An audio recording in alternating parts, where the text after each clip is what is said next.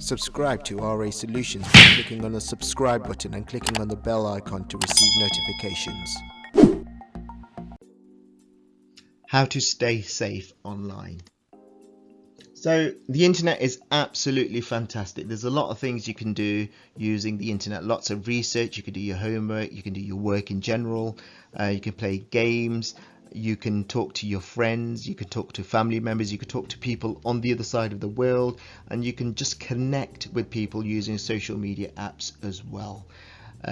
So there's a lot of things you can do using the internet. However, there's also a lot of things you need to think about when you're using the internet. So everything you do on the internet always has a footprint. Everything you do has a footprint. The websites you use, the name you use on the internet, friends you accept, the passwords you use, the devices you use, the games you play, the phone numbers, all kinds of things, the email addresses you use, everything you do is stored somewhere on the internet, whether it's the cloud, whether it's specific servers, and it can always, people can always find important information on the internet.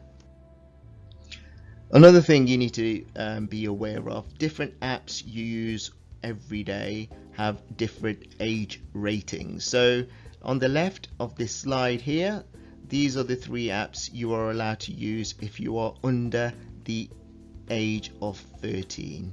These are the most common ones here.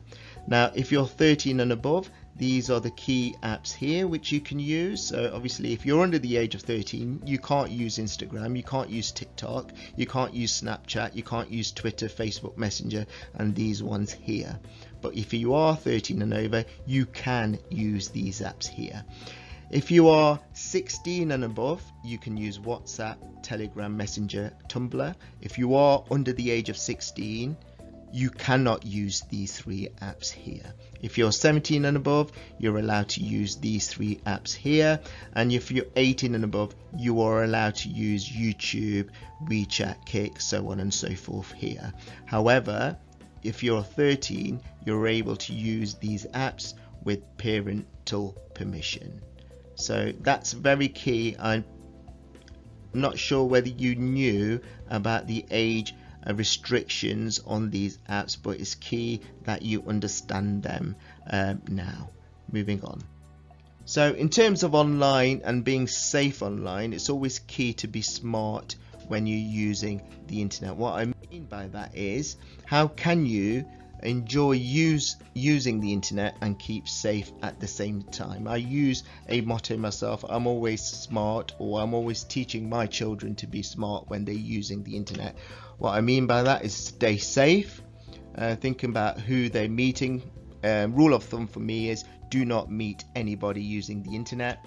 Accepting, think about what files or anything to do with files you're accepting. If you don't know the person who's sending you files, my rule of thumb is do not open that file, because it can give you nasty viruses, it can do all sorts on your computer, or maybe gain important information from your device.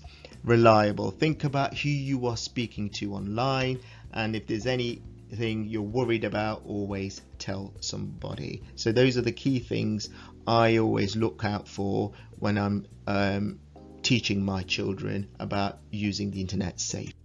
In terms of what I mean about being safe, so keeping your information or personal information safe.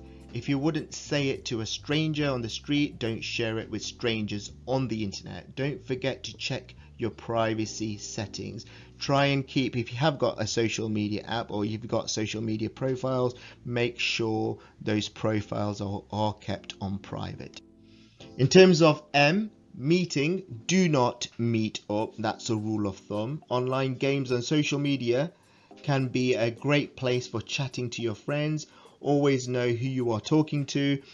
If an adult who you don't know ever asks you to meet up, say no and then report it. The next one is accepting. Think before you accept something from someone online, for example, a file, a download, a picture, etc. It may contain a virus. If you don't know who it's from and it has an attachment, then my rule of thumb is to delete it. Never ever open that file up. Next one, reliable.